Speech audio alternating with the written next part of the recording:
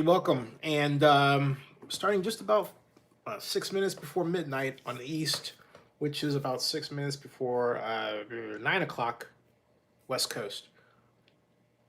I sat through the entire Monday night football game, and I look. They're really smart to have Star Wars Episode 9 final trailer uh, in on right because considering the fact that it was already 17 to nothing entering the second quarter, you needed some you needed some reason for people to stick around. I'd love to see the stats for estimated viewership and when people started dropping off, right? Because I know after that trailer hit, phew, it was out of there, man. Not me. I stuck around to the bitter end. El Stinko, 33 to nothing. And then I had to go through the pain of listening to Adam Gase talk about, well, what happened to his team. I want you to hear something that to me is the height of things that a coach should not say. You got to hear this because it's one of these deals where I'm thinking, I mean, this is nothing personal against Adam Gase, but it is something that is of a concern that I have regarding how he manages to get these jobs and then just fail so royally, right? Listen to this guy. I mean, listen to this.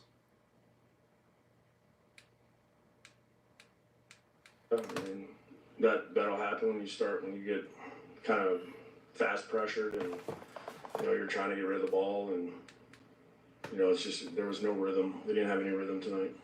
Did you think about pulling him at all? Yeah, I mean, I kept debating it. He was going to pull Sam Darnold, the same guy that Adam Gase, picked.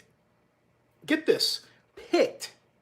I repeat, picked to start the season over Teddy Bridgewater, who's burning up the NFL in New Orleans, and who I had a battle with that I captured on my video blog here, a Twitter battle, because with the NFL Network's Brian Baldinger, because Baldinger told me and insisted, and I said he was wrong, that Sam Darnold was better than Teddy Bridgewater.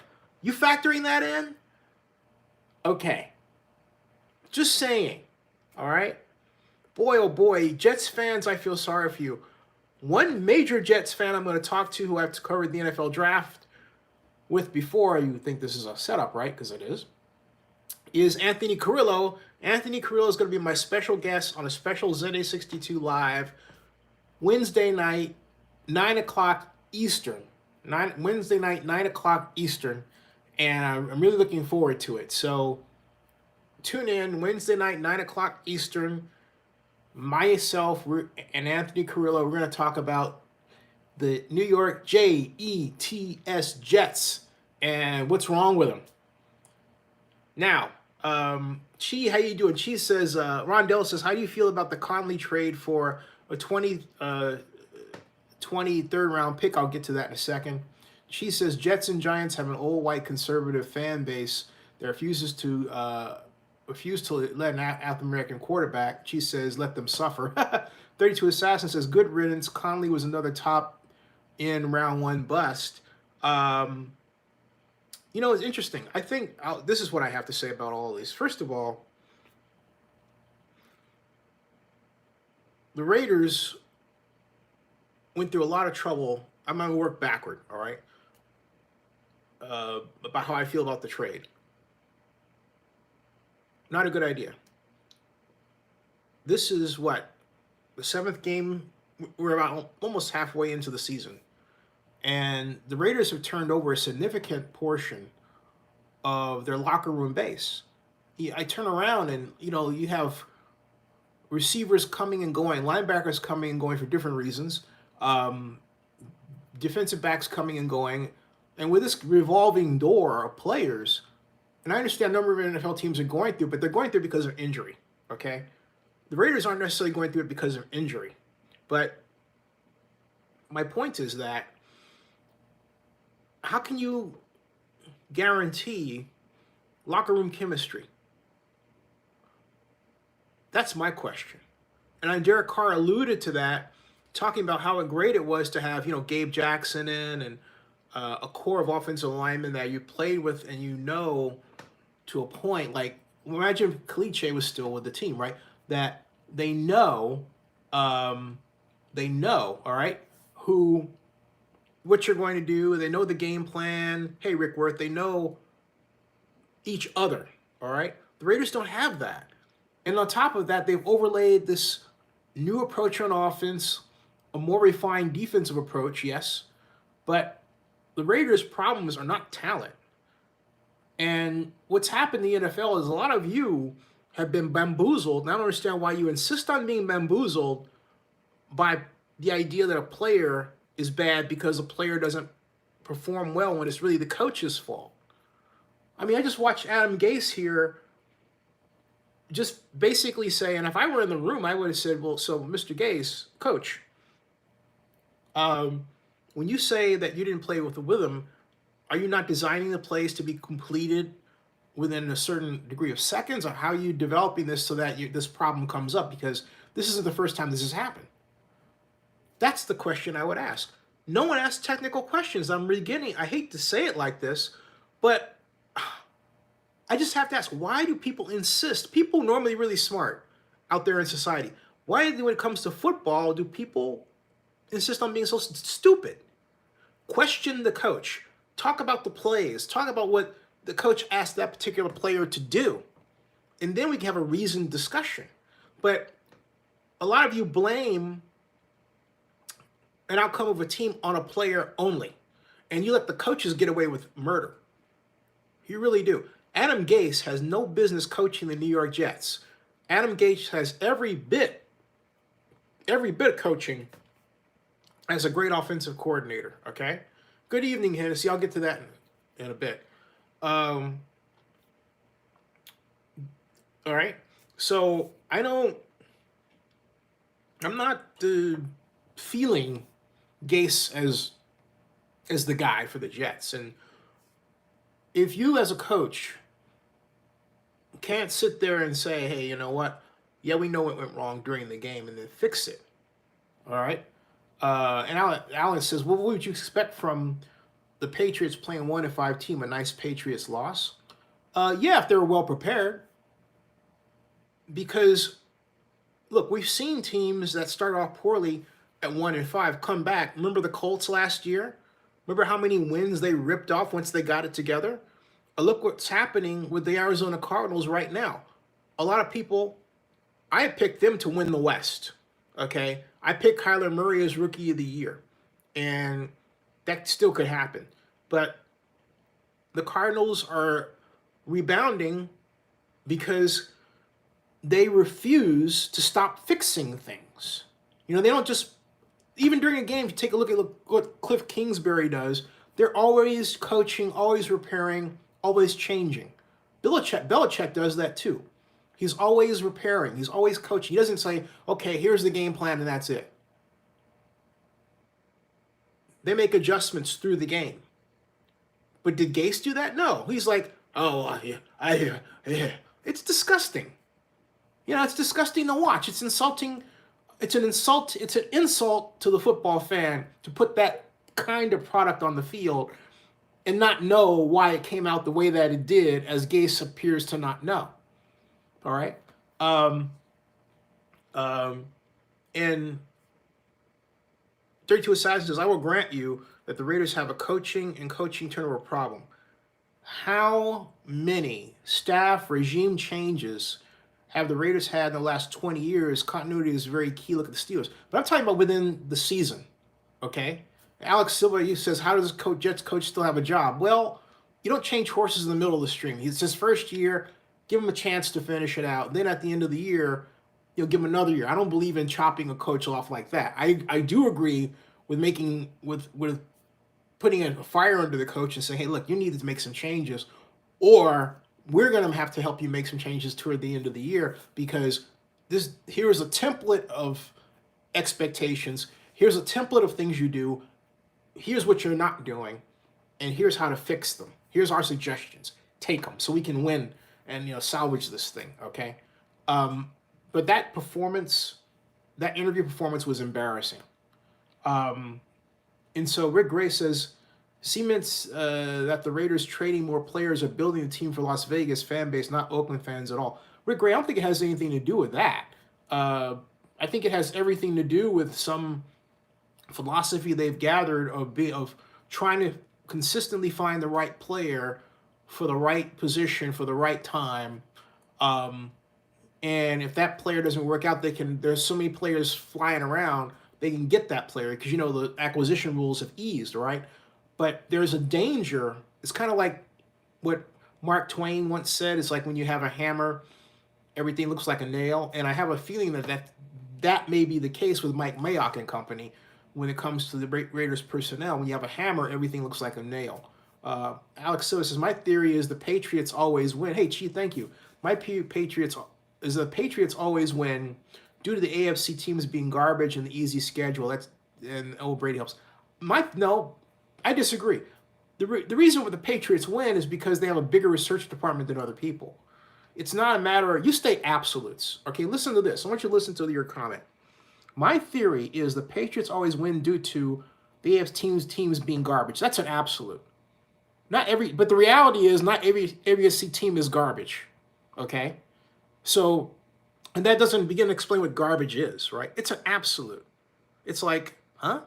All right? And then the easy schedule they have every season, which means if they beat those teams, then therefore their schedule is easy. So in the point of fact, you're not telling us anything that we can really learn from. In other words, it would be a different thing if you said, all right, like I said, the Patriots have a bigger research department than other teams. What does that mean? It means that they self-scout not just the team, but the people that they're playing against, okay? And they tailor their defensive and offensive approach to that opponent. And they do it, it's a magic trick to me, okay? They do it without giving up a core personality or core approach. And that has to do with how they block. That's their core. That has to do with their core basic techniques to the game. How on defense they teach their pass rushers to pass. Or look at on offense how when they block, when the guys block, they're always like this. Okay, look at this. Out, using their hands forward. They're always looking for a reason to do it. I call it the old Pittsburgh Steelers Dan Rakatovich style when he was the offensive line coach way back in the 70s. He had the short arms, the muscles, and all that. They were using their hands and pushing. The Patriots do that now, and they make absolutely certain that as much as they can, their pads are lower than your pads. Okay, so it doesn't matter what pass they throw.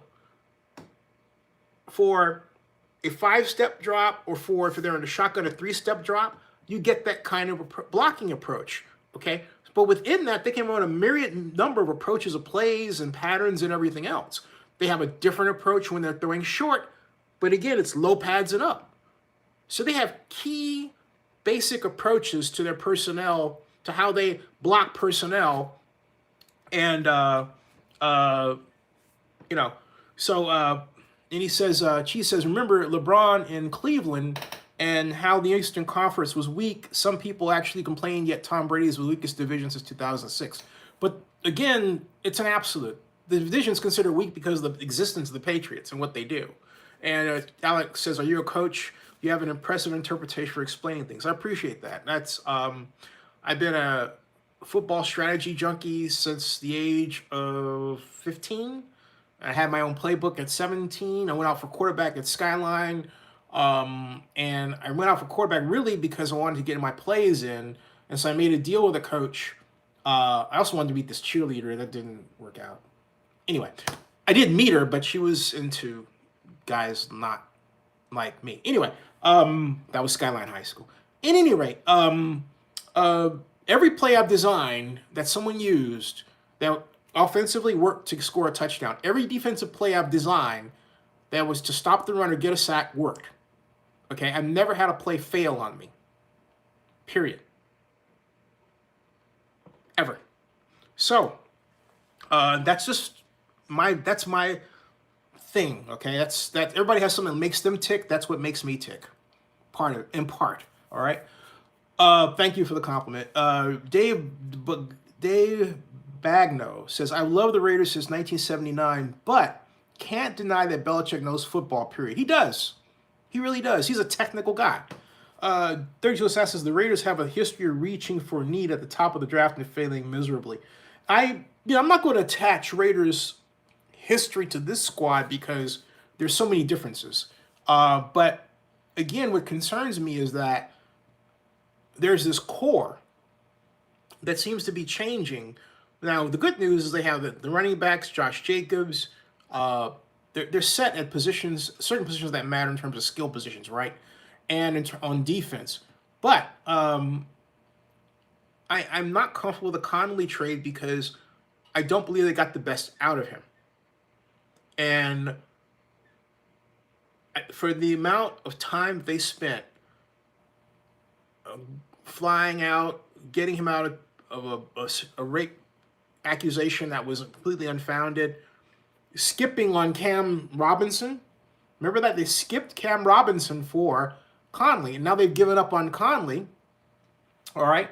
And Conley was the person I was yelling about again and again and again. Okay. So that really chafes my hide. It's like, hey, why'd you give up on Conley like that? Absolutely ridiculous. And so Cam Robinson, meanwhile, was an All-Pro his first year. After coming from the Alabama Crimson Tide and joining the Jacksonville Jaguars, and now he's become one of the great mainstay offensive tackles. Okay, I mean, look at this. 2 hours ago, unfortunately, Cam Robinson's ruled out for Bengals, but then Sports Illustrated writes, Cam Robinson, pivotal to Jaguars' future running game success. Jaguars, which means that the Jaguars feasted off of what has universally been considered a mistake by the Raiders.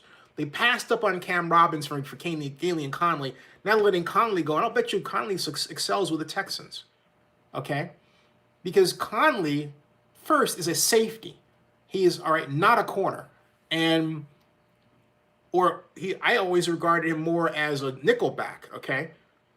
But the Raiders didn't give him a chance to excel at those positions. And they had a wealth of great DBs. Carl Joseph, they've got Abram, he was injured, of course. And they had Conley, and they never really gave Conley even a chance as a blitzer. So there's a lot back there that, in terms of how they have done this, that I'm really not comfortable with myself. Let me get back to your comments here. And so, anyway, Alec, she says, I don't believe in the New England hype. It's all a setup. I think about the Seattle Super Bowl, Atlanta purposely blowing a 25-3 lead, 28-3, and the Rams only 3 points, not to mention tuck rule.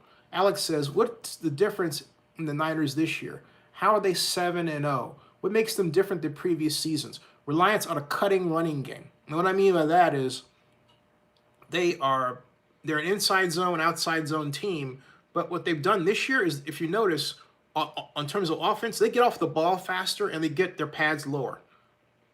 They get off the ball faster. I mean, when the ball is snapped, they get off the ball faster than they've ever gotten off before. Their pads are lower. So a lot of what you see in the 49ers improvement comes down to two words: fundamental football.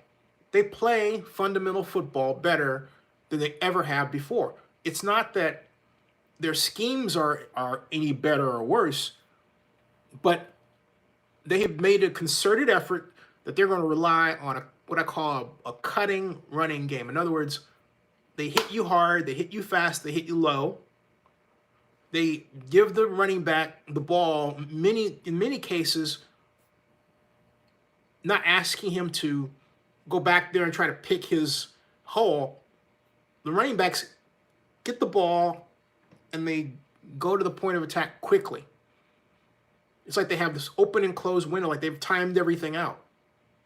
And so as a result, they become beautiful to watch from a football perspective, the 49ers do. How to play them is the way that a number of teams haven't done. Teams in this modern NFL, as like modern, okay, I don't think it's really modern, but modern, insist on keeping the linebackers back 4 yards from the line of scrimmage and giving you all of this room to run. And that's why, for example, Lamar Jackson is feasting, because they're using this power running attack and they're pulling their guards, and you've got linebackers and safeties back there 4 yards off the ball, and they're going to get clobbered by a guy who weighs 350 pounds and he's running at you at about 10 miles per hour. I mean, think about that. I mean, full force, boom, okay? Doesn't make any sense. And you're standing upright. So the Raiders says Gruden didn't draft him, that's why he let him Conley go. But that's ridiculous. I mean, if that's the basis for John's logic, then John should leave the game. Pride and Purpose says, I can't help but feel it's going to be Rodgers versus Brady this year. Dave Pagano says, can't wait to see Jonathan Abram play when he comes back. Agreed. Roland Dub says, good evening.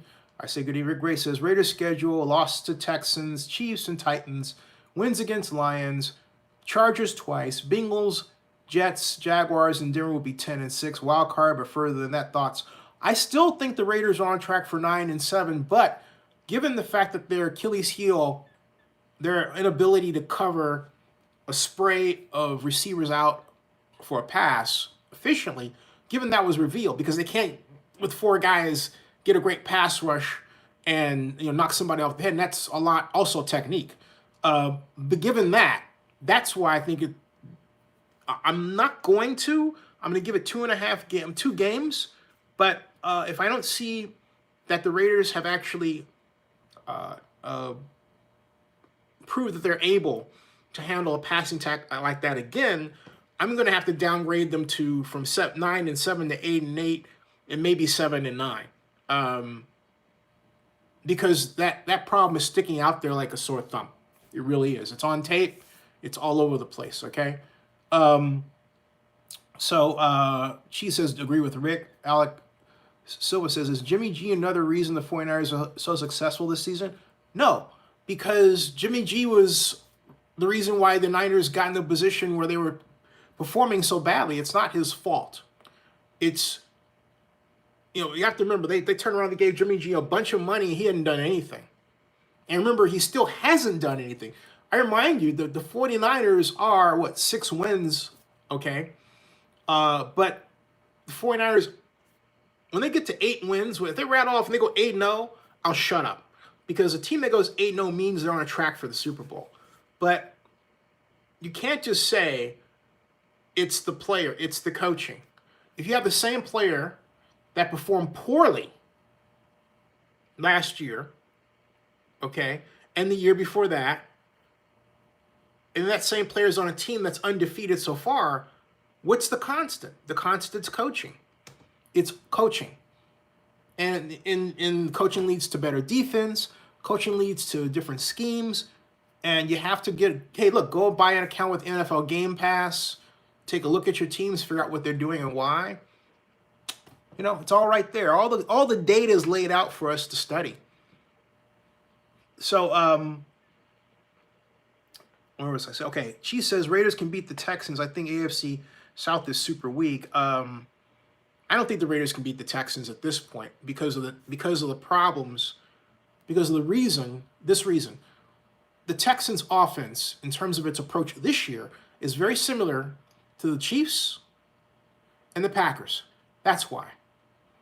So until the Raiders prove they can handle that, I don't see them beating the Texans. I just don't. Plus, the Texans are not coming to the Coliseum. The Lions are. So I'm not seeing that as happening. So, no, I'm not saying that. Now, she says, and I have to give him credit, she says the Raiders can beat the Texans. I'm saying the Raiders won't beat the Texans. I am not convinced they are capable of handling it. Not only that, Guess what? Guess what the Raiders just did? All right, are you thinking about this? Who did the Raiders just let go of to the Texans that can give them more keys to how to attack the Raiders' defense? Conley. And Galian has every reason to just feed them knowledge. So who was thinking about this? I mean, what a boneheaded thing to do. You're going to let Conley go to your opponent just before you're playing for your opponent, and your opponent is preparing for you. Oh, that's really brilliant, man. Okay? Did any one of you stop and think about that? I'm just asking. Whoa, you guys let the Raiders get away with murder, okay? I'm just saying. Criticize a little more. Man, oh man, oh man. Terrell Johnson says, have you ever considered working with a youth football or high school team? A lot of coaches are always looking for playbook writers. Yeah, Terrell, I actually have not. That's a great idea. In fact, that's a great idea. That is a fantastic idea. Thank you for the idea. Roland Dub says, Niners defense is what winning games against not so very good teams. I didn't understand that, Roland Dubs. Can you try writing that again? John Akala writes, you think Raiders are going to make a trade for a pass rusher and or linebacker trade deadline? The question is, should they? I think the Raiders need to work on how they rush the passer. And they need to work on staying low. They need to work on how they design their blitzes. And they need to, okay, look, in terms of alignment, put the guys in between gaps and ask them to emphasize speed, like getting off the ball fast, right? And getting between those gaps and forcing the offensive line to constrict, thereby forcing the passing pocket to constrict, thereby shortening the rush lane to the quarterback, all right? Forcing them outside and then chasing them down with speed, okay? That's what the Raiders need to change their technique. My argument is that it's not the personnel, it's the technique. It is how they're being taught to rush the passer is the problem. That's the problem, okay?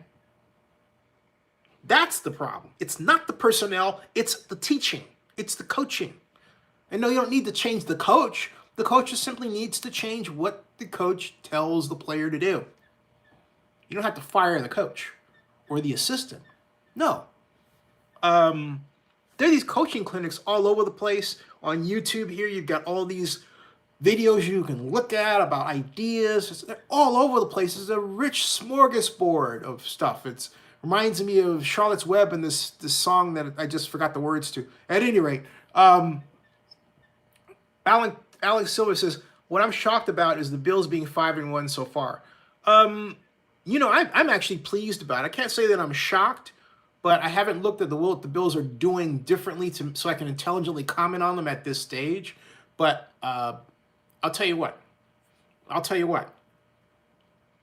Let's see how long this rolls, because, again, I always go for the 8-win mark. Remember Dan Quinn's first year with the Falcons? He rattled off 5 straight victories in a row.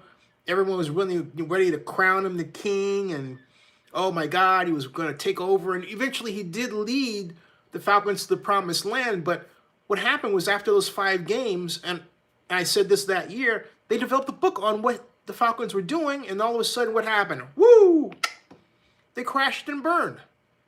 So the Bills are 5-1, but let's wait until the magic 8-game mark and see what happens. Okay? Let's just wait. Just like we go through this every year. We should know by now. Let's just wait, okay? And Rodriguez says Patriots will go to 4 straight. Now I can see that happening. You're not going to get an argument, all right, from me about that regarding the Patriots. She says Zennie62, Houston's secondary can't cover Walter Moreau and the crew. I'm not worried about their secondary. What I'm concerned about is the pass rush. Okay? So my point is, the Raiders also will not see the ball that often because Houston is going to get first down after first down after first down. I am not convinced the Raiders are structurally, coach-wise, capable of beating the Texans at this juncture. Based on what I saw with the Packers, based on the fact that there's a pattern developing regarding how to beat the Raiders defense, based on now they're giving Gailey and Conley to them, and this is an intellectual issue. Conley is the keys to the Raiders playbook kingdom, unless the Raiders are going to scrap their entire defense in the middle of the season, and they're not going to do that, okay? So, no.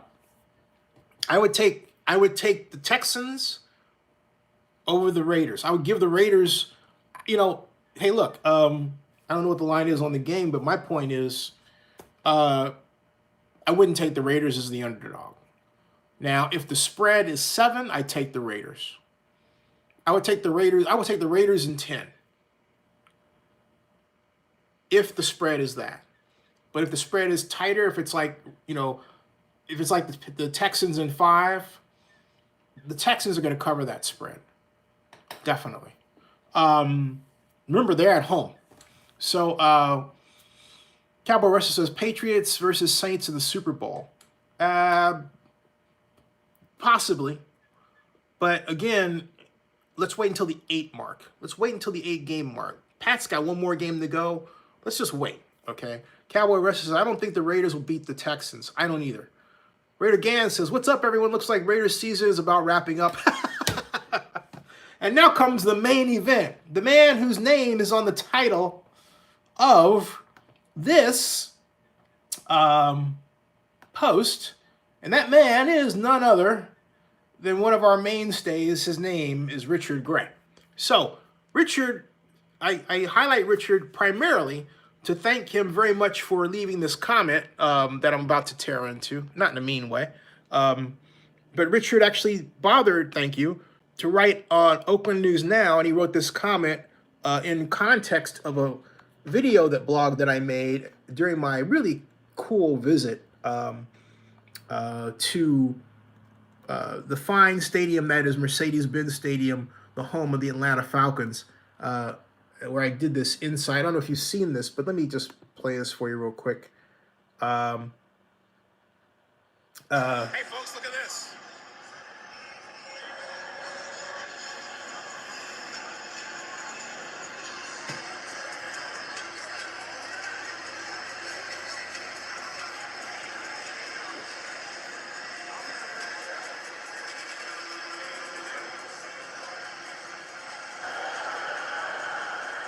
We can do this in Oakland, okay? We can do this in Oakland. We just have to want to. It's a beautiful facility. Look.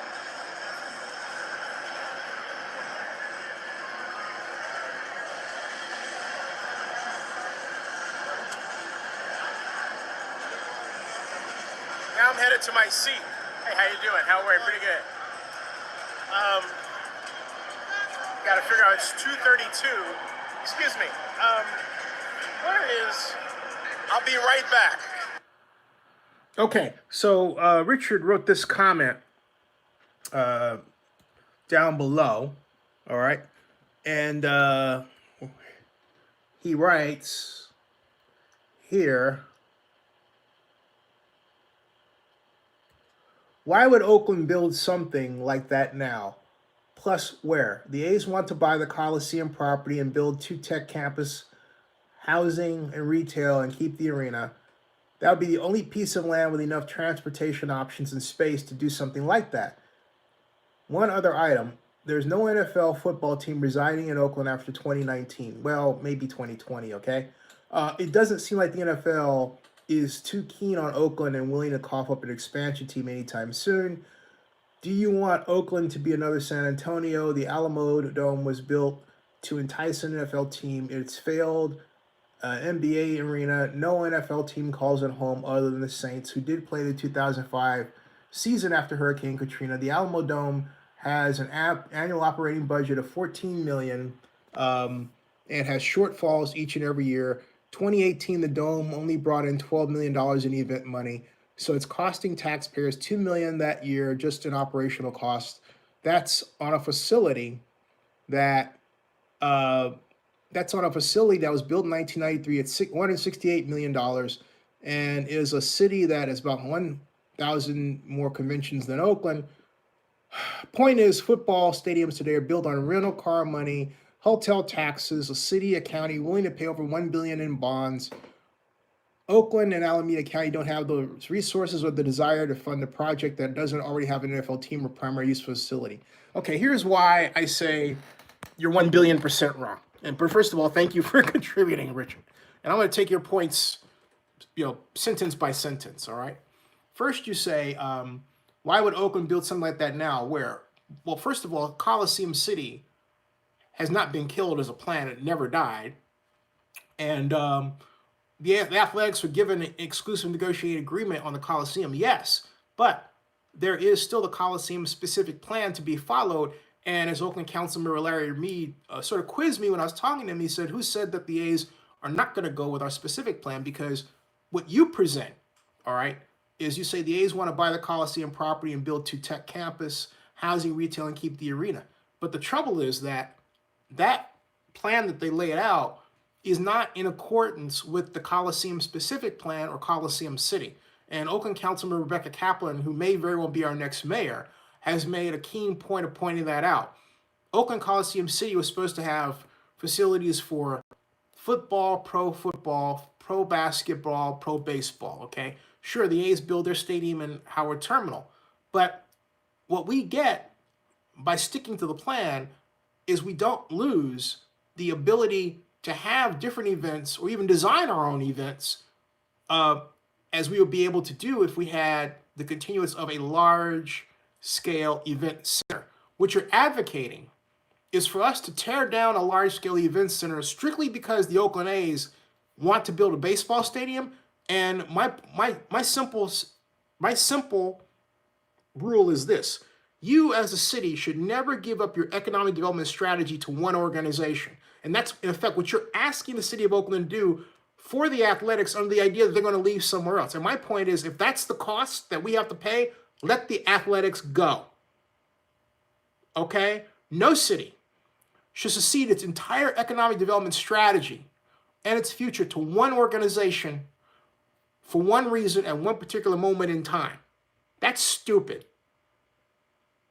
That organization should be willing to work with you to establish your goals and objectives. The one thing that I saw in Atlanta yesterday that hit me right in the face when the city, before the game was started, was this great ceremony with dancers and about Deion Sanders saying, hey, rise up, what do Atlantans do? Samuel L. Jackson saying, what do Falcons do? Rise up. But the whole presentation was a celebration of Atlanta. Never once in the entire history of my going to games, Raider games in Oakland, going back to 74 before they left for Los Angeles, have I seen the city of Oakland celebrated as a ceremony before a game. What's Oakland's slogan? Right now it's love of life, but it's not used. We didn't have a slogan then. What do we stand for as a city? I talked to Wilson Riles about that former council member who was arrested for some BS reason, okay, by the city of Oakland in the zoning department last 17 October. We're at a crazy time in Oakland, and what hit me with respect to Atlanta is that Oakland does not love itself as a city, okay? It doesn't. And so it doesn't insist or have a plan for the implementation of structures that will get it the convention activity it needs. If you have a large scale, we talked about this for decades in Oakland. We don't have a convention center. You know, the only time that we had a convention center, or at least a stab toward getting one, was when we built the convention center downtown that's right next to the Marriott that's attached to it. That's 150,000 square feet. That's it. We never even thought of having a 500,000 square foot convention center. We have allowed San Francisco to expand Moscone Center and take us out of future convention space. When we had the Super Bowl in San Francisco, we let the hotels over there have all the business. I'm the only person in NFL history to have formed a bid to host the Super Bowl in Oakland. We lost to Jacksonville. But what does that mean? No one asked, hey, Zennie, what did you learn? Right? I don't get to ask that question. I will tell you what I learned.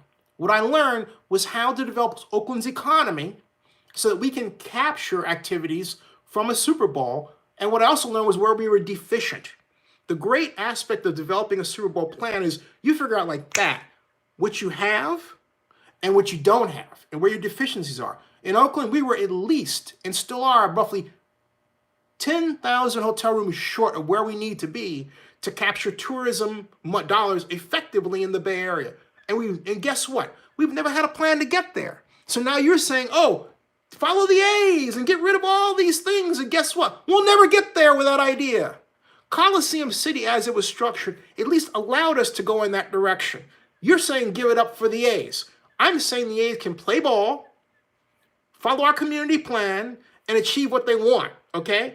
Then, and so my point is that you don't ask a city like Oakland to give that up. And something else you said, you said that, do you want Oakland to be like San Antonio? The Alamo Dome was built to entice the NFL team, and you failed and all this. Let me tell you something about the Alamo Dome, all right? The Alamo Dome, and you want evidence? All I had to do is only took a second.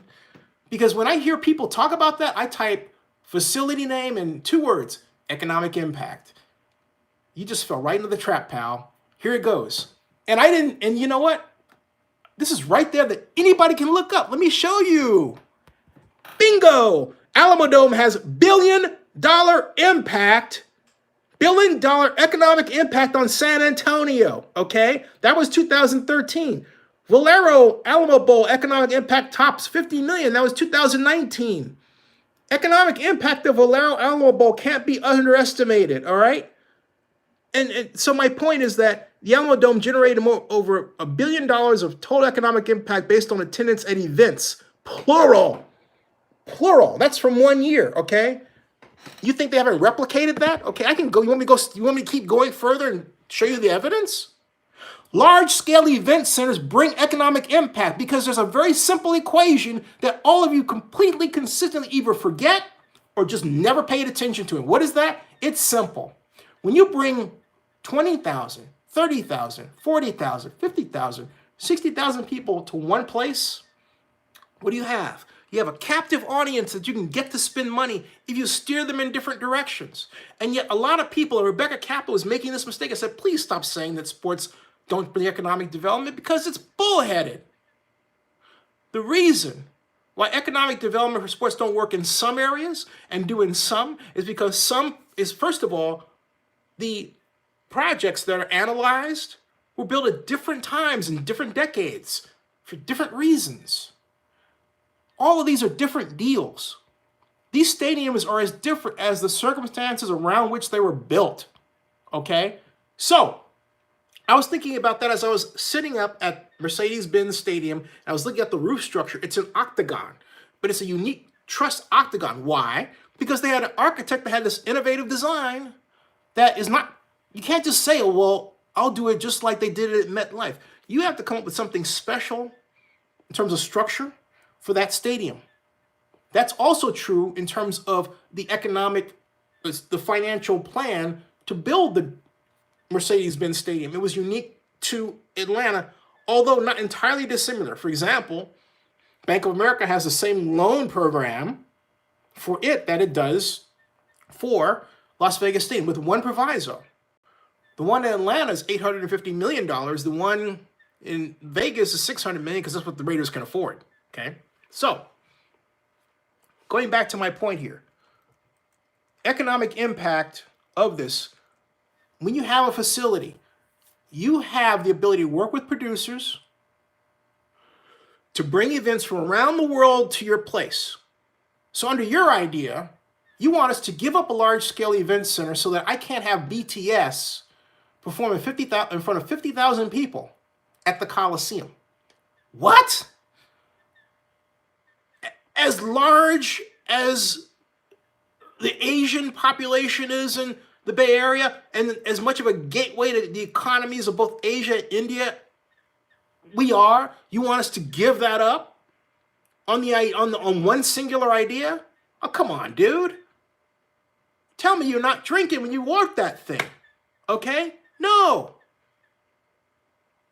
And not only that, do you realize that we get $25 million of free advertisement money every time the Raiders, the Warriors, and the Athletics play and mention Oakland every year. We just given that up. Oh, we don't care. Oh, it's gone. And then I believe Cowboy Retro said, well, why have it there when you can go to San Francisco and you don't miss the point, all right? And that's the central problem with Oakland today. The Oakland, when I came up, and I talked about this last night, when Dick Spees and I went to get Cirque du Soleil, we stole them from San Francisco. It's called economic competition. It's the reason I went to school to do economic development. Because you compete to improve your city, sometimes at the expense of the other. Hey, it's been done to us a bunch of times, okay? I'll read your comments a little further. It's been done to us a bunch of times, all right? A bunch of times. But you can't fight economic war if you don't have the tools. Again, you can't fight, and you're asking us to give up the tools. And you're asking us to let the A's do it. I also remind you of this. We are in arguably the economically richest urban area in the entire world. All right? So you're saying to me that Apple Computer, which built a $5 billion headquarter campus just 30 miles away, we can't partner with them to do something really slick and cool and state-of-the-art in Oakland? I say you're wrong. I say you are wrong, okay? With a capital W. And I'm talking about Richard. I haven't gotten arrested yet. I'm still on Richard. So Richard was basically saying, and then he says, point is, football stadiums, they are built on rental car money, hotel taxes, city. No. Baseball village concept applies to football. What do you think Stan Kroenke is doing down there? And don't tell me about Stan Kroenke, how much money he's got. Take a look at the development plan. It's got all of these different retail facilities, entertainment facilities. There's a reason why it's called the Los Angeles Sports and Entertainment Center. Okay? Because it takes the money from each one of these net operating income and it feeds it into the stadium.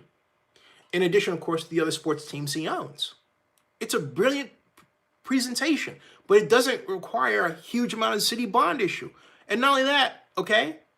So you don't need, there are a lot of different ways to divide the financial pie.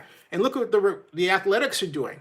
They're about a governor's signature away from being able to use tax increment financing at Howard Terminal. And they'll be able to get $600 million from that source alone. The largest, and you all forget this, or I keep telling you, you don't pay attention to it, and it's all right there on the internet. The largest subsidy for any private economic development, or public for that matter, say for the Port of Oakland, economic development project in the history of the city, almost equal to what the Raiders are getting in Vegas.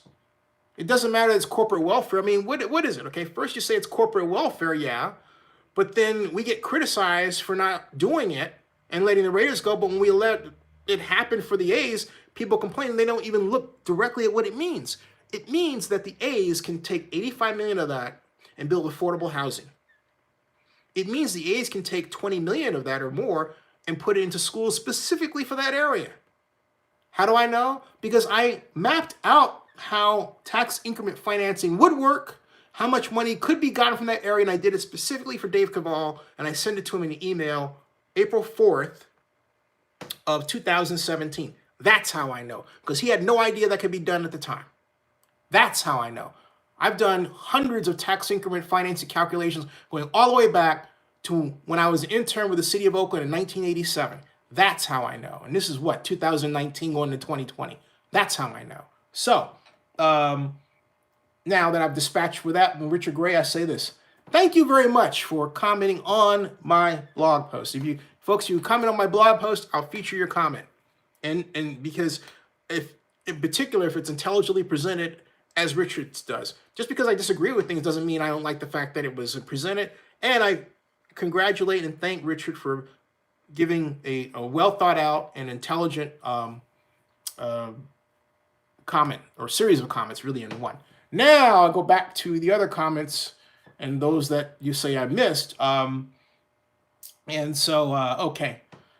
let me go back here because there's a lot here, a lot of comments. Let's see here.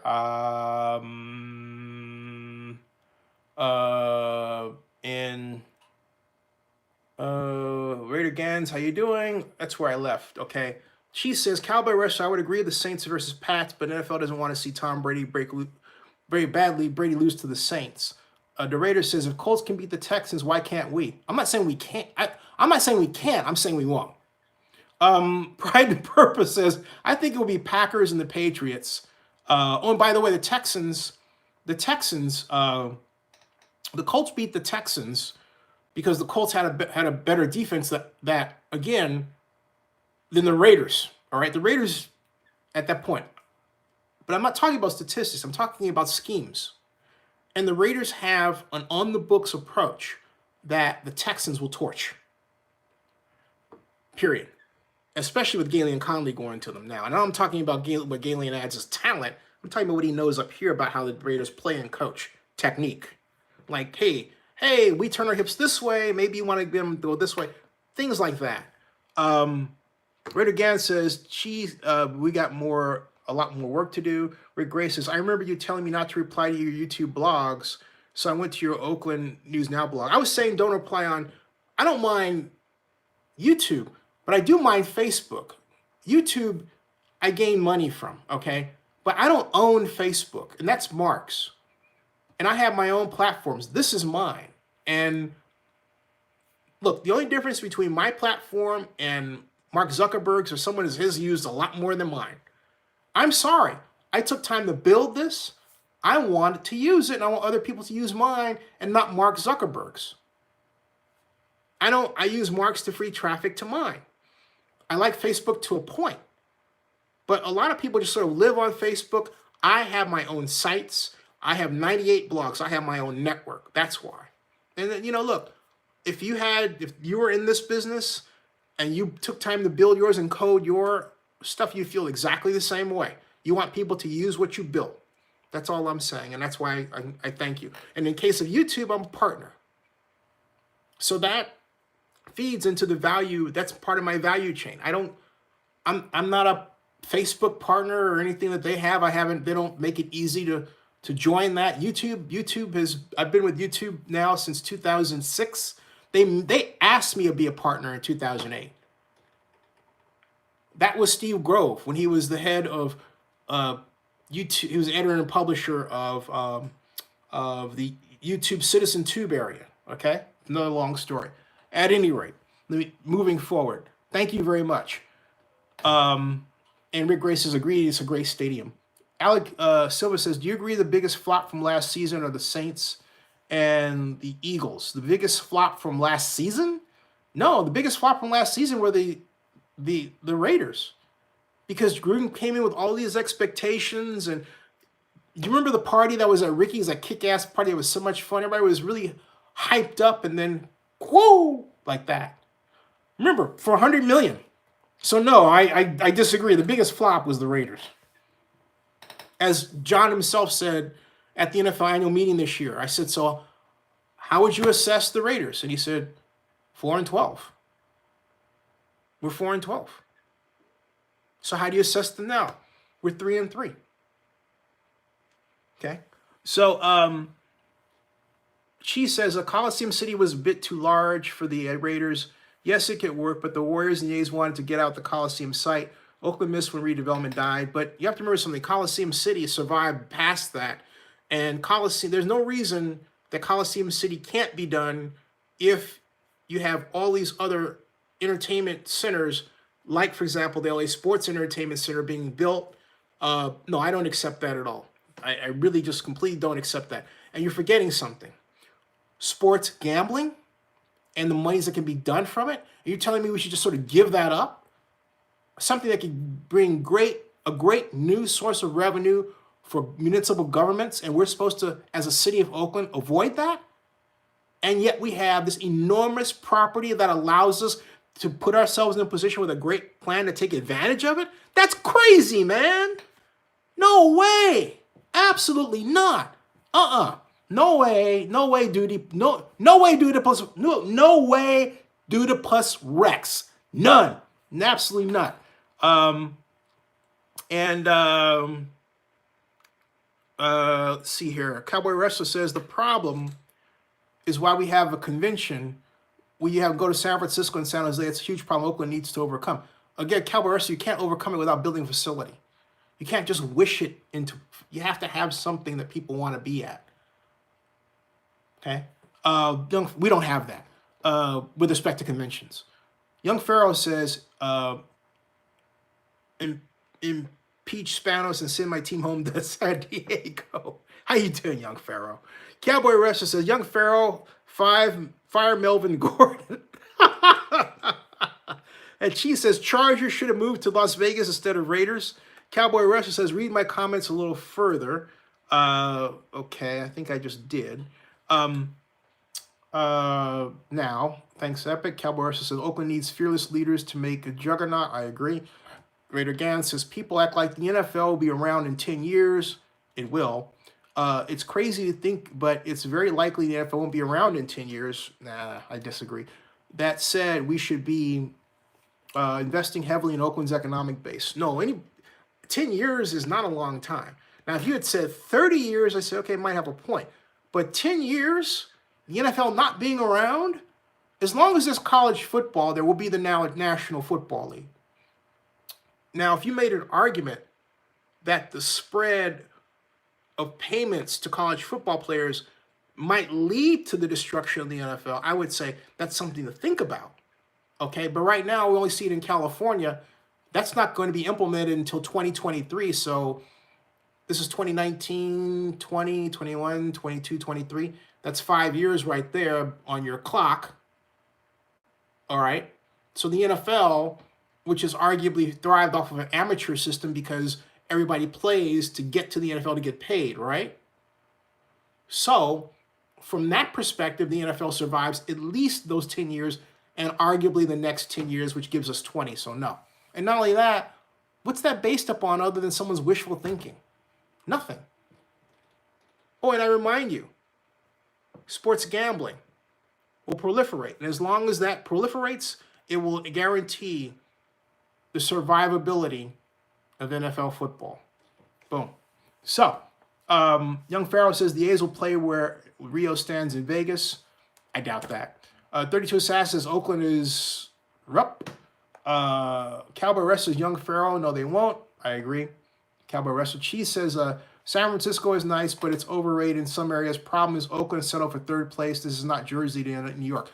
Oakland did settle. There was a time we weren't going to settle for third place. There was a time when Oakland wanted to be number one, and we had it. And this is what I'm talking about our self-esteem. We let go of our major asset. The sports industry is our major asset. We had no reason to let it go. None. But you had these elected officials that wanted to play personal politics when in point of fact, they should not have been on the Coliseum board to begin with. It should have been far more private than public. But no, everybody's got to have their ego involved. And so we get what we get.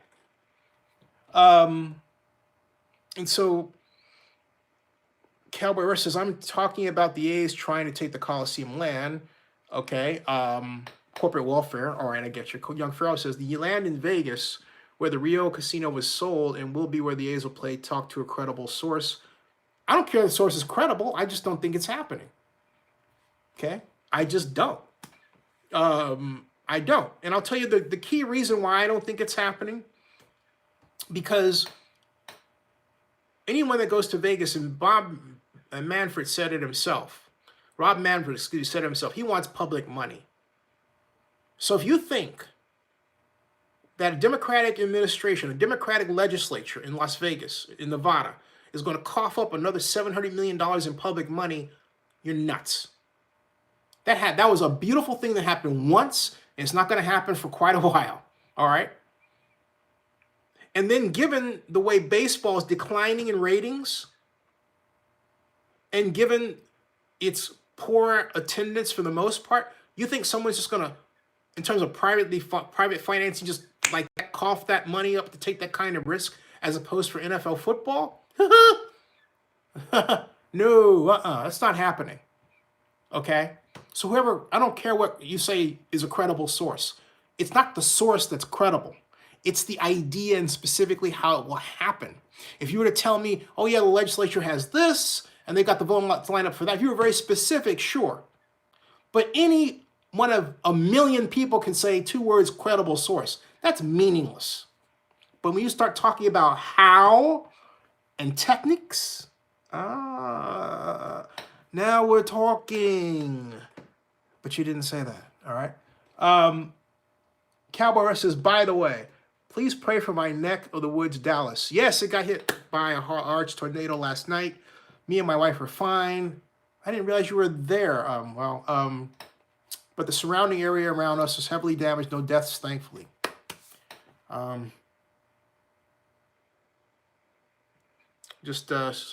continue to say a prayer as well. Because I made calls to friends of mine who were thankfully not impacted. They were more in Fort Worth than Dallas. Raider Gann says, also got to think about WWE and all the other wrestling spinoffs. Those fans spend a lot of money. Yeah, do you watch Friday Night on Fox? That's pretty cool. I like that. And I'm starting to get more into just paying attention to that from an economic development standpoint. I like the show they put on. I mean, I especially like the women wrestlers, going. That's a good change up. I've never been much into the dudes. So that's just me, okay? But now we have Rick Gray says, economic impact, the Coliseum City will not work like MB Stadium does with Atlanta. Where do you get that from? That's wrong. Because, and I say it that way because Coliseum City does not have a set plan. But when you say economic impact won't work the same, that's nuts, Rick. What are you saying? It still comes down to people and events. Of course it works the same. Give me a headache here, man. Okay. Then he goes on to say, which major city like San Francisco, San Jose, Concord surround Atlanta? Visitors spend in cities they stay, 75% hotels in San Francisco. So what? Look, when I built the plan to host the Super Bowl, I designed something called Jack London's NFL Playland. And I designed enough facilities so that enough events and around the Coliseum within the NFL guidelines so that we would capture at least $120 million in revenue from the Super Bowl. You have to remember something. At the end of the day, it's where the event is played. In this case, it's at the Coliseum. And we have Coliseum City and hotels around it. So, no, that's just completely wrong. Developing Coliseum City with hotels gives us an opportunity to capture that fruit that we wouldn't be able to capture under an A's plan.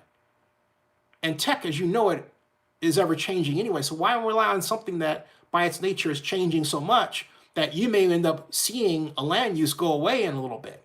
Just saying, okay? It's not a good idea to do. And just take it from an economic development expert.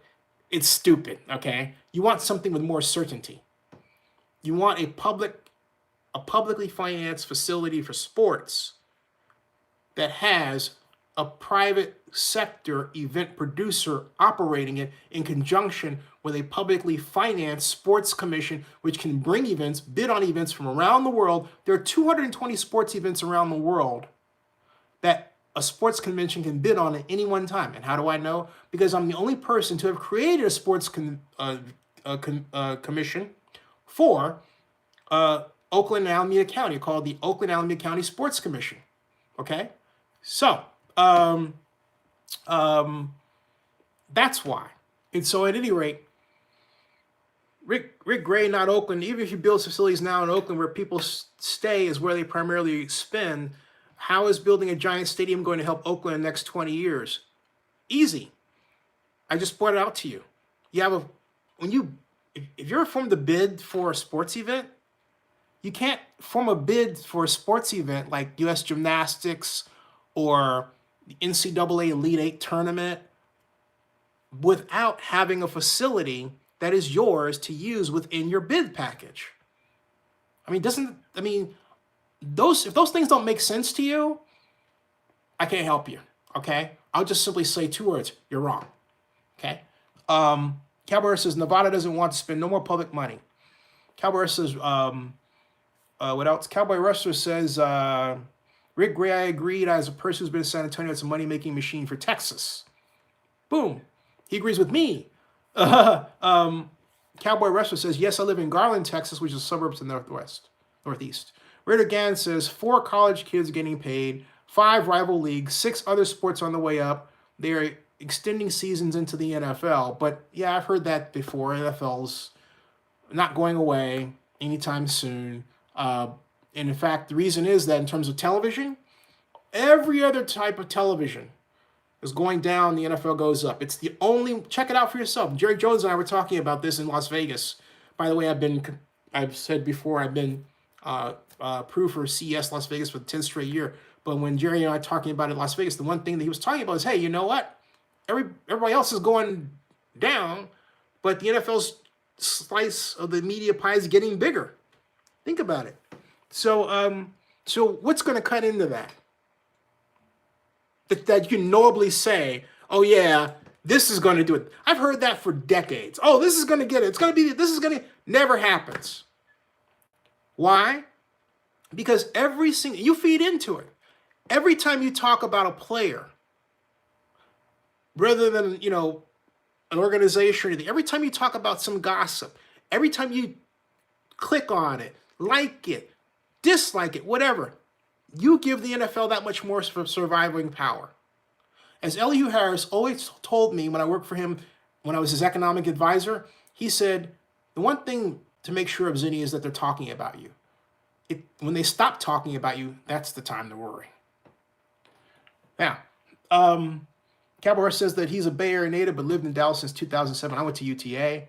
No Farrell says, check the link. Cowboy says, Terrell Johnson says, it's not the NFL going under, but the youth and high school levels. The numbers are dwindling due to concussions. CTE and insurance companies are not covering head injuries. The talent pool not strong. And I think the NFL is changing its game to adjust to that. But here's the thing. While it's the youth and the high school levels, I agree with you, colleges by them are proliferating. And not only that, what happens when you start paying colleges? Here's the flip side of the idea that the colleges may eat into the NFL. Suppose it's the reverse. So now you have these kids that are playing in colleges, essentially doing work study in football to go on to the pro level, which is the NFL. So the NFL still survives. There you go. Rick Gray says, Oakland conventioneers and Marriott go back to San Francisco, spend their money. Why? Because there's nothing in Oakland. Again, I keep telling you, you have to build. The whole purpose of economic development is building. You build to draw. Okay? You can't expect to win without a team. You can't expect to have something without a building. You can't host a party for people without a venue. These are just basics. These are just basics, okay? So the whole idea of economic development is to create something that isn't there. That's why it's called economic development. You are developing an economy. Think about what you're writing, Rick. What you're writing is the opposite. It's the antithesis of economic development. You are giving to cities that have done economic development, and you're telling us that we shouldn't do economic development because other cities have done economic development. That's a loser strategy. To an economic development planner like myself,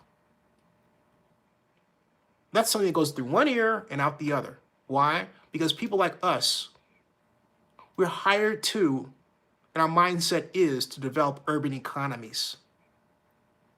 That's why. So, Raider Gann says, yeah, no links allowed on YouTube. Now, I don't allow those because also I know I've read about the Rio thing. Okay, again and again and again. I simply contend it's a pipe dream that's not happening. There you go.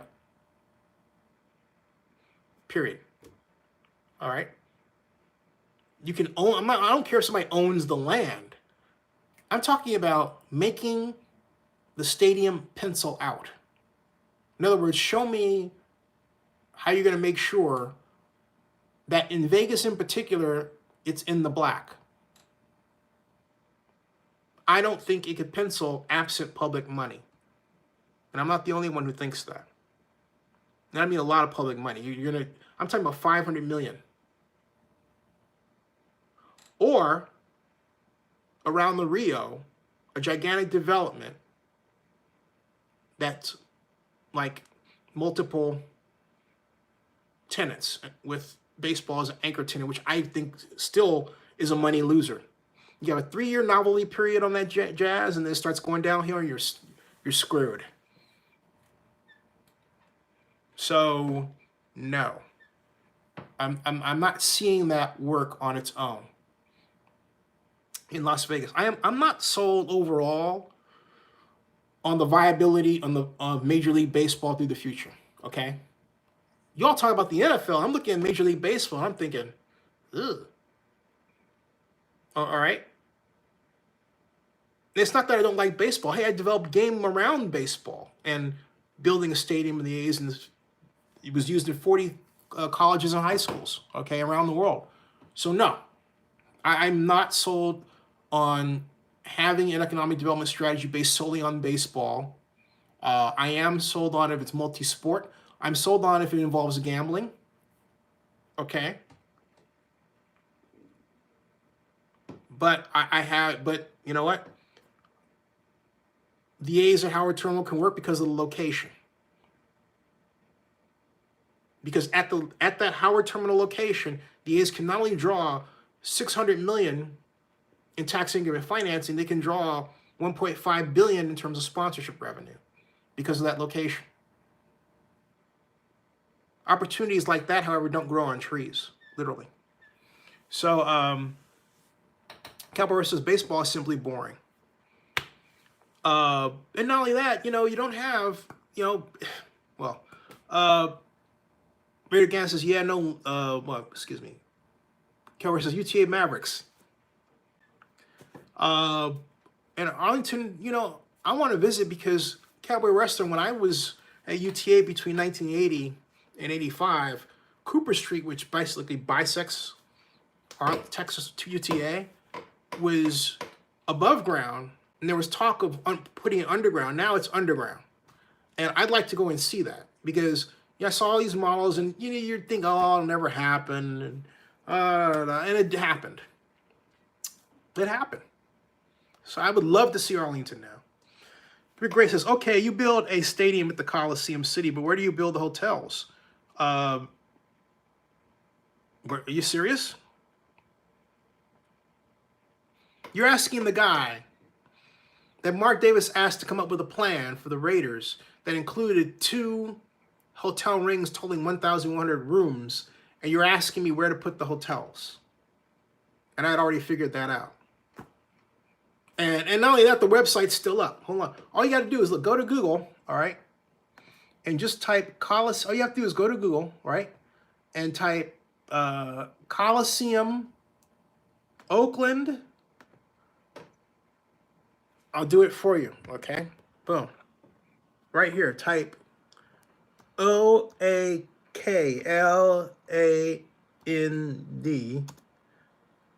Coliseum, and then reboot, BOOT, like that, right? Oakland Coliseum reboot, and then hit return and wait, okay? And a little slow here. It shouldn't be, because I got all these pages open. There, boom. See, what does that say? Oakland Coliseum City. Woo! Already got the website, man. Just click on it. Active website. Woo! Okay, Wix design with Wix. Yes. Create your own website today. Woo! Ta-da! Ta-da! Okay. There she blows, man. Oh, join the campaign today. I still have it up. All right.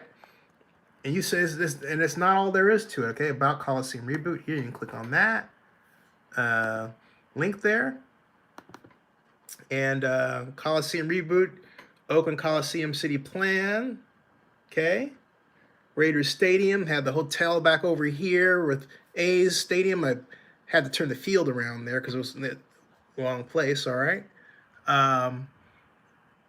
Full explanations, got the numbers here and everything.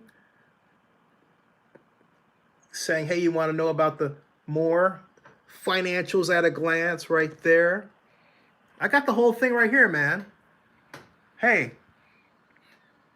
And I never took it down. That's me talking about the plan. All right. I never took it away. All right. Get involved. Talks about it here. See that? Talks about how it will lay out. Naming right share. I've got to revise these numbers a little bit. 900 million for 68,000 seat stadium, 300 luxury suites, 40-year bond issue, hotel. I've got it all here. Okay, surcharge. All right. 1.186 billion new tax-free revenue from Raider plan, 176 million annually. So I had it for both the A's and the Raiders. All right. Okay, it's all there, man. So Rick Gray, I say this. Ha! You fell right into my trap, pal. Yeah. And I'm not taking that thing down anytime soon. Ever. It stays. You can talk it up with other people. Okay? It stays. Period. All right? And there's enough land to do that. To build that hotel room. And what I was trying to explain to Mark is, hey, I walked up to Mark Davis at the Schaumburg NFL Owners Meeting 2015, and based on that plan, I said, Mr. Davis, I have $2 billion for you. He froze. Acted like he was afraid to talk to me. I then told Eric Grubman that he could use that plan in Vegas. Fine. I was very proud of what I came up with. Piper Jaffray Investment Bankers blessed this deal. They blessed my plan. One of the top investment banking firms in the world blessed my plan. Okay? All right? She says, baseball is boring. I'd rather keep the Raiders and the Warriors since they're gone. I see why Oakland is telling the A's to do it our way. The best chance for the viability of the A's in the future is at Howard Terminal. Period. And I have no issue with the A's at Coliseum as long as they follow the community plan that was laid out. As long as they do Coliseum City and leave the stadium alone. I mean, why do they want to get rid of the stadium? They trying to actually take events away from us?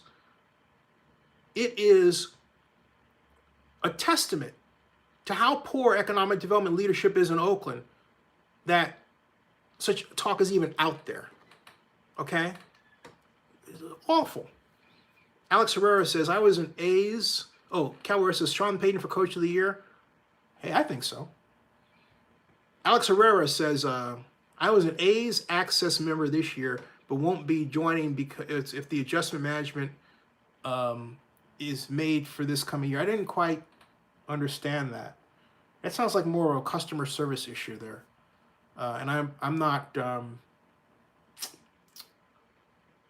up on what your issue is with them, and I don't believe I'm the right person to comment. John Acala says, you think the Raiders are going to wait until the actual deadline of April 1st to announce whether they're going to opt in or out of lease in Oakland? I think they're going to draw it out past that. And they're going to take advantage of what appears to be a rudderless Coliseum. And I'm not saying that to insult Henry Gardner or anything, but I'm saying that that's why I said appearance, because under Scott McKibben, you had an active executive director who was really doing a fantastic job of walking a tightrope between maintaining a friendship with the Raiders and then putting the screws to them at the same time. That's a skill that doesn't come, by someone just walking around down the street. Scott's a big loss. I hope that they're consulting with him behind the scenes, because they certainly treated him like crap in front of him. So, I think I got all of your comments. I'm shocked. And I didn't even plan to be on this long. Where Grace says, you're saying you would have enough rooms at Coliseum City to house a 70,000 fan event.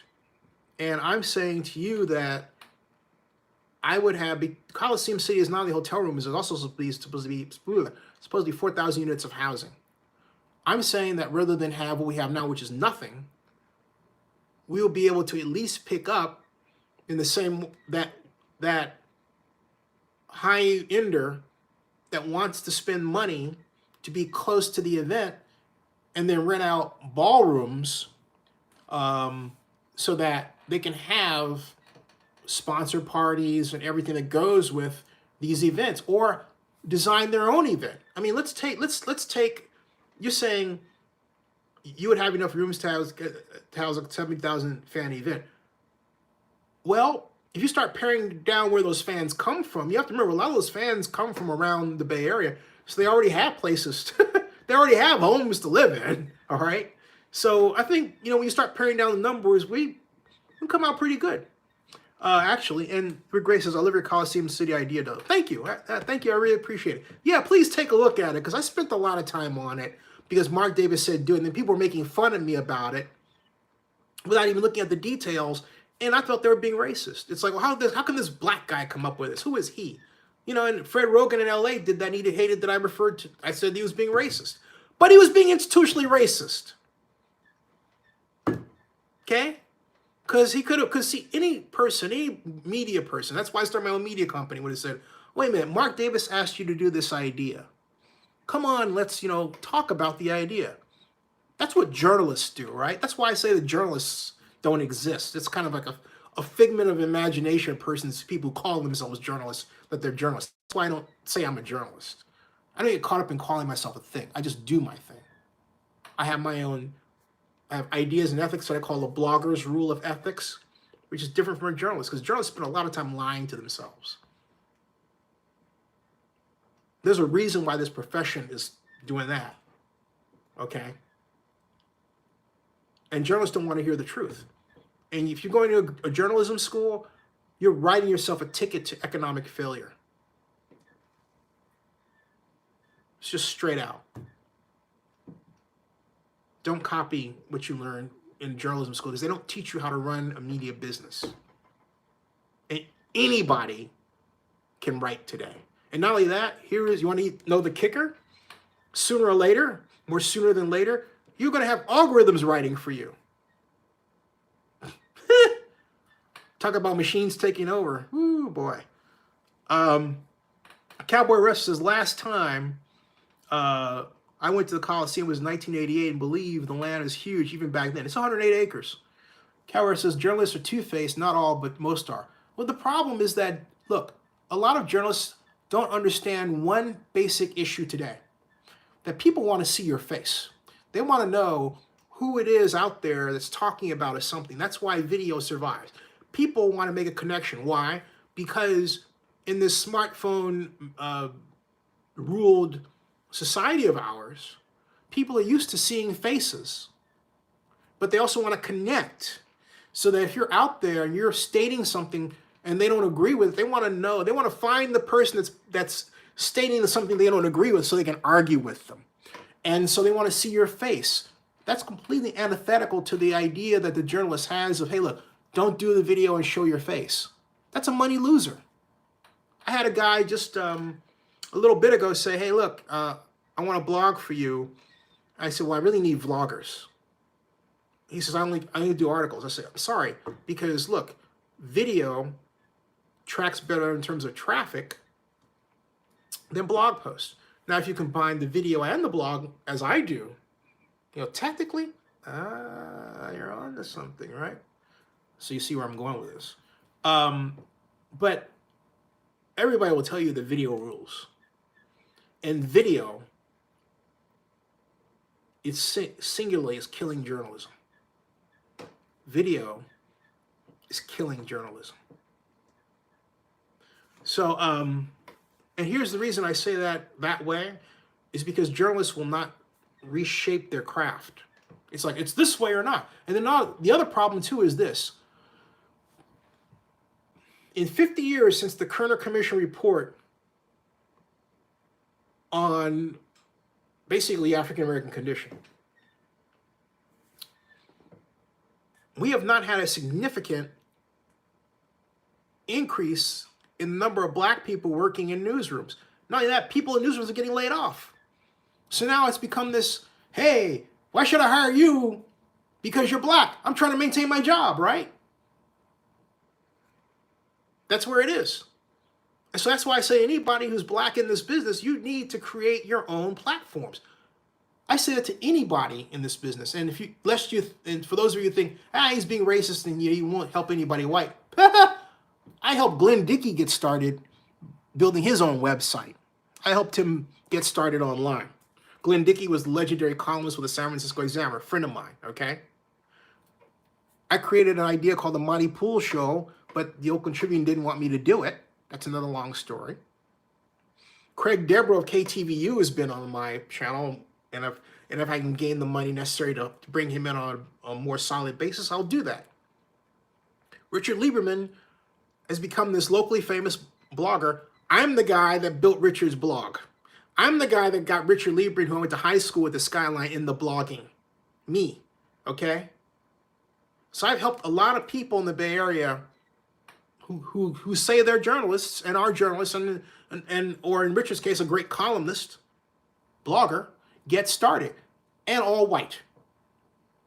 But what I'm talking about is this. There's no equal play here from the standpoint of there being this racially equal, help each other ethic in media so that everybody, all the boats are lifted. That's not happening. It's not happening. And then worst, a lot of the once lofty valued platforms are really heavily devalued. Look at Tumblr. When it was sold for over $1 billion. Now it's only worth, it was bought by WordPress Automatic organization for, I think someone said 3 billion or 18 million. No, 3 billion, excuse me. $3 million. Morgan DeBaum raised 3 times that much for Blavity, her media site that's focused on blacks, black culture. So the media is in a state of flux. And the last thing anybody should be doing is saying, oh, I'm a journalist, I'm a this. You should be figuring out a business model to sustain what you're trying to do in terms of getting jobs, telling the news, and figuring out how to adjust it. Thank you, Chief, for the investment. Cowboy Rest says, Robert Johnson is a prime example of building his own news platform. Yeah. Okay. Practice, I'm sure you haven't seen anything like that. Yeah, I mean, it was a collective effort. Let me turn it. Adam Gase. Alex Ferrer says, it's fun building your own platform on social media and being your own boss. It's to a point. I'm at the point where I want to have partners, because I've done a lot of things by myself because I never got the chance, or people didn't give me the chance. And like with the Super Bowl, I wanted to run the Super Bowl effort originally, and I didn't see he was going to do anything, and they had a meeting without me. And then Robert Bob was the one who basically realized, hey, this guy has a talent, and we're not for Robert Bob, I wouldn't have been involved. And when I did get involved, SMG and Sally Roach were standing in my way. I found her doing something she shouldn't have been doing, went to Robert, said, you need to move her out of the way, and he did, and he put me in charge. Because I cared about Oakland, and I care about Oakland. But yeah, I had to build everything myself. I had to do the research. It takes work. But you take a look at Bleacher Report. Bleacher Report's three white guys, and I say that for a reason why I say it, I'll explain. 3 white guys got together, didn't start with a lot of money on their own, okay? Built up. Same with The Athletic. But they were a team, all right? And see, the problem is you have to find people who are willing. They're not necessarily looking to you for money or vice versa. It's shared, and you're building a platform, and you're building a business together. And that's what they all have in common. Okay? And so increasingly in among black culture, Latino culture, multi-ethnic culture, multicultural culture, you have teams of people, particularly younger, working together. And that's a beautiful thing. The most beautiful aspect of all this is when I look at television now and I see black, white, Asian, Hispanic all together, marriages intermixing on television, popular programs. That's a fantastic reality that points to a very bright future for all of us. Okay? And that, from that mix is where you get the great the great media organizations of the future. Really do.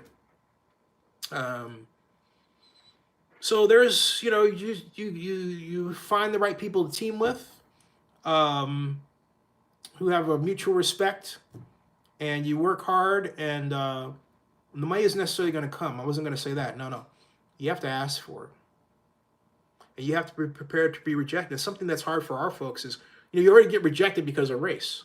And what we have to learn, I think a lot of us have learned it more so than ever, is you can be rejected. It has nothing to do with race. It's just because you didn't have the best idea.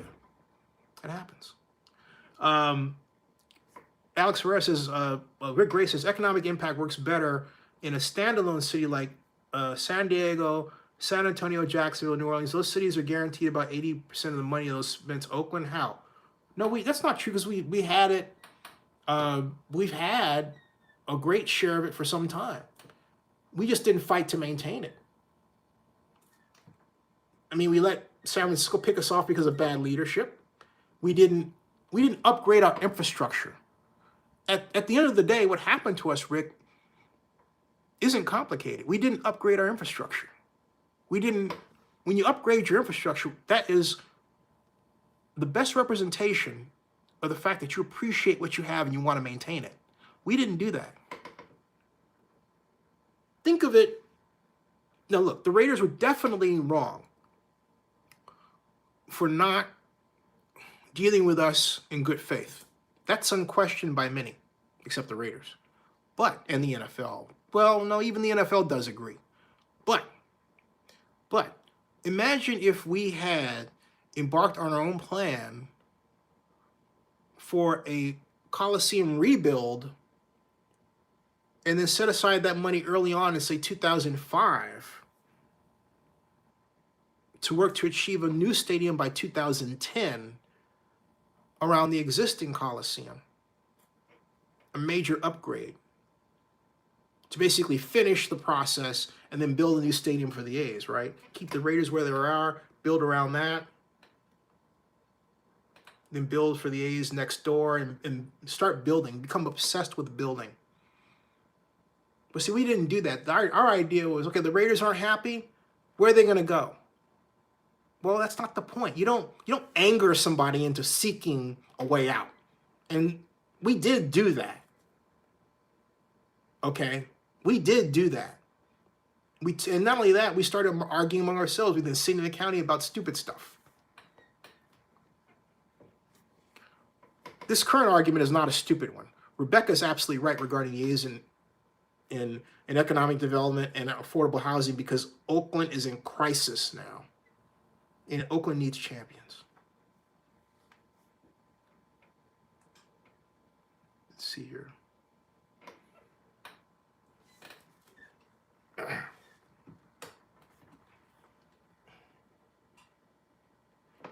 I left that coffee pot on.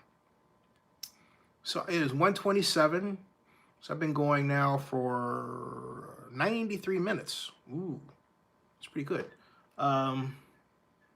Why do I stop? Why should I stop? I think I'll get some coffee real quick. Hold on a second. John Akala says, oh, wait a minute. Rick Gray says, I drive for Lyft, and I see these people in Oakland and at the Coliseum get in my car and return to San Francisco. Yeah. Now, say these large events only draw locals isn't true. 49ers Super Bowl had 80% of San Francisco. Yeah, but Rick, that's anecdotal. My point is that when you have a 70,000 seat stadium, you get people from Oakland, from the East Bay too. And the BART ridership is incredible. So again, the majority of people for an average game come from the Bay Area around it. They already have places to live. The majority isn't. The only time that might be impacted is the Super Bowl. And I say might be because, hey, Barry Lee, how you doing? The only reason I say might be is because it depends on who's in the game. Like, suppose you had the Super Bowl was the Raiders and the Niners in the Bay Area, right? This year. Okay? That's a worst case scenario for the NFL. Why? Because you have people mainly coming from the Bay Area and California. And then don't forget, you got Airbnb and all these other ways to house not just the hotels. So it shortens the pool of hotel stays. And it makes it more likely that if you build a 1,000-room unit hotel, you're going to get high dollar expenditures there for your events because people are going to want to be close to the action. And all we need is 1,000 rooms plus, hey, 4,000 units of housing. Remember Airbnb example? There you go. We turn around sitting pretty. John Acala says, what about the Vegas Stadium deal? Do you think Davis would not have liked? Oh, what about the Vegas Stadium deal do you think Al Davis would not have liked? Oh, that's easy. Well, he would have not liked the fact that the Raiders really don't own their own stadium. It's branded in the Raiders, but it's owned by the county. It's owned by Clark County and the Las Vegas Stadium Authority. So it's very much, you know, the Oakland situation. I don't think he would have liked not having a base of just regular old folk, okay? Because, you know, you said when Al Davis wouldn't have liked, you know, you would have to assume that he's tech-oriented in order to appreciate what's happening. But let's say that he just was older and in better health and wasn't. And when you're not, it means that you want more face-to-face contact. You appreciate the people that you've known for a long, long time. You're holding on because so many people you know have died. And that means you love Oakland. So I think Mark's father, and I think Mark's father's wishes are best expressed in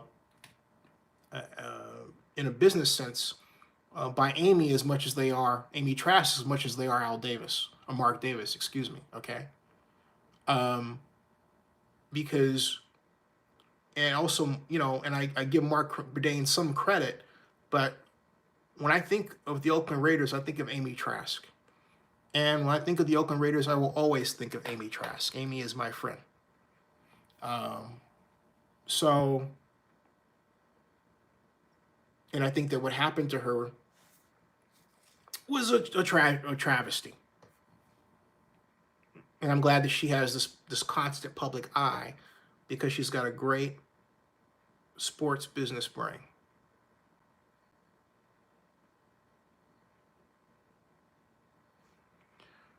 Barry Lee, how you doing, man? Barry Lee says, sorry I haven't been here in a while, but work's been crazy and be getting more crazy until November 15th. But are you having fun? And sorry about those weather storms down there. My God. All right, it is 98 minutes and 7 seconds. I think I'll go to 100. I'll push it to 100 minutes. I'll get some. Nah, I won't get some coffee. All right. She says Oakland Arena is a must keep for future events. Oakland Arena and the stadium. We need all of that. And don't forget esports, right? Barry Lee says, no, it's not fun getting a new theater ready to open. Oh, sounds like a lot of work. But, you know, but it's at the end of the day, you turn around and say, I did that. John Acala says, Amy Trask does a good job in that Sunday morning football show. Yeah, she does. She does. And she did a great job being chairman of the Big Three basketball. That really took off, you know. That 3-person basketball team league that was established by Ice Cube. It's pretty cool stuff. Pretty cool stuff. All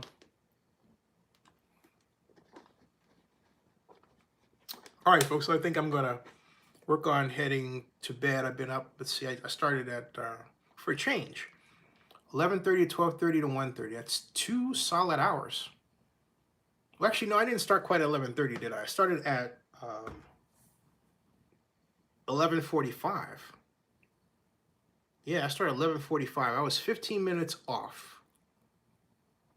15 minutes off.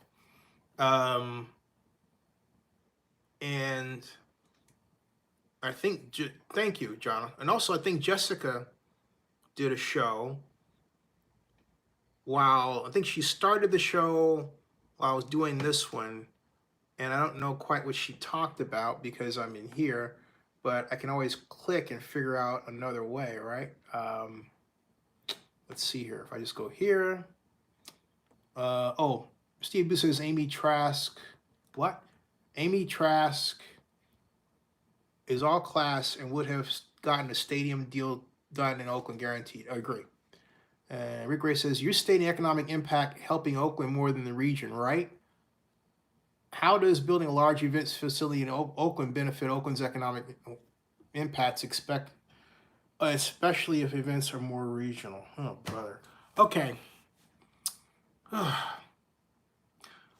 In economic development, there is a term called building an export economy. And what happens is that when you have an event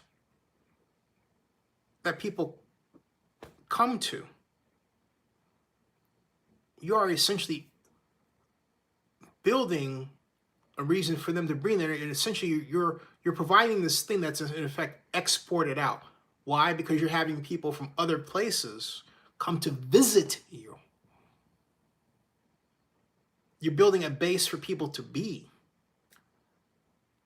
So people from around the region come to see your event, the Rolling Stones, at the Coliseum, rather than the Rolling Stones at Levi Stadium. And since Levi Stadium screwed up in how they treated them, the Coliseum has the best chance in the world of trying to get the Stones again. But now what the Coliseum is doing is getting into the low-hanging fruit events. Like that big two-day hip-hop festival is very successful. And it plays, I believe, in 9 different areas of the city. So Rick Gray says, good night, nice sparring with you. I've got a lot to talk about you regarding the A's. Sparring? I kicked the crap out of you, man. There's no spar. That was easy. Excuse me. It's Economic Development 101, man. You can't beat an expert. What are you talking about? Sparring. That was okay. I grant you that was sparring. Thank you. Thank you for being my sparring partner. That was kind of like, who was that guy that used to box against Ali that always was like served up as fodder? What was his, Jerry Quarry? Yeah. Thanks for being my Jerry Quarry, man.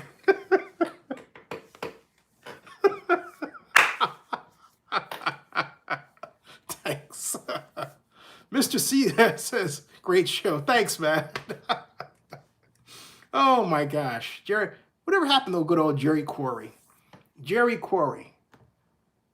Oh man, I gotta get somebody like Andre Ward here.